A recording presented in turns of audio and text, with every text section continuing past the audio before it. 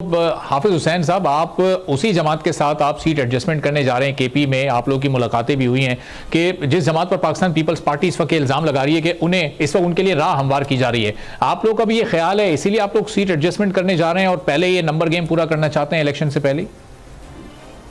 بسم اللہ الرحمن الرحیم، شکریہ۔ دیکھیے، جہاں تک جمعیت علماء اسلام پاکستان کے موقف کا تعلق ہے تو ہم واضح کر چکے ہیں کہ تمام جماعتوں کو، چاہے وہ لاڈلے ہوں یا نہ ہوں یا ماضی میں لاڈلے ٹھہرائے گئے ہوں، ان تمام کو جو ہے مواقع فراہم کیے جائیں۔ جمعیت علماء اسلام کے سربراہ مولانا فضل الرحمان صاحب نے اس حد تک بھی کہہ دیا کہ اگر میرا مخالف کے ہاتھ بندھے ہوئے ہوں اور میں میدان میں کس طرح ان کا مقابلہ کروں گا، ان کے ہاتھ کھول کر میدان میں انہیں لایا جائے۔ تو ہم سمجھتے ہیں کہ ایک سیاسی جو دنگل ہے، جو انتخابات ہیں، اس میں تمام تر سیاسی جماعتوں کو اسی انداز سے اپنے موقف کو پیش کرنے کے لیے تمام تر سہولتیں فراہم کی جائیں۔ ہمارا مسلم لیگ نون کے ساتھ ہی نہیں بلکہ پی ڈی ایم میں کی تشکیل ہی پیپلز پارٹی نے کی، اور تشکیل کے بعد انہوں نے بطی بخاطر ہی خود مولانا فضل الرحمان صاحب کو پی ڈی ایم کا سربراہ بنایا، اور پھر جدوجہد جو چلی اس تمام دوران جتنے بھی لانگ مارچز ہوئے اور جتنے بھی ہمارے احتجاجی تحریکیں ہوئے، ان سب کی قیادت مولانا فضل الرحمان صاحب نے کی۔ اب نواز شریف صاحب نے جب یہ بات کی ہے کہ ہم آگے بڑھیں گے تو ہم کوئی انتخابی اتحاد نہیں کر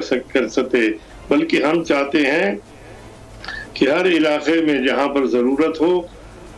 مقامی سطح پر، ضلعی سطح پر یا صوبائی سطح پر، ہم اپنے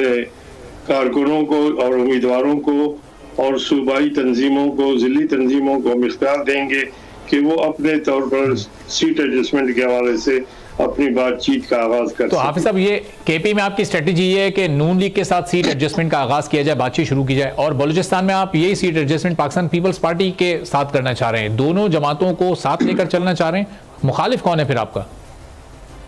دیکھیے، مخالفت کی بات نہیں ہے، ہم یہ سمجھتے ہیں کہ ہر ایک کے ووٹس کے پاکٹس ہیں، اور اگر میرے کسی جگہ میں ووٹ کے پاکٹس ہیں اور کسی جگہ پہ کسی اور جماعت کے ہیں، تو ووٹوں کو ضائع کیے بغیر ایک جماعت سے اپنے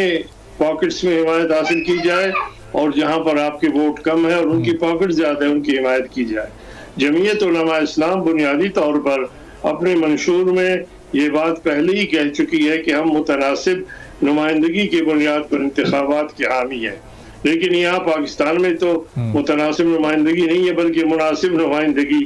کی بنیاد پر انتخابات ہوتے ہیں، اس لیے ان ووٹوں کو ایک جماعت کے ساتھ آپ وفاق میں حصے دار بننا چاہتے ہیں اور ایک کے ساتھ آپ صوبے میں حصے دار بننا چاہتے ہیں حکومت میں؟ نہیں، وہ مقامی سطح پر ہوگا نا، مقامی سطح پر ہوگا، ضروری نہیں ہے کہ پورے صوبے کے اندر ہو۔ ٹھیک ہے، ٹھیک ہے۔ سبسکرائب کریں اور بیل دبائیں تاکہ کوئی خبر رہ نہ جائے۔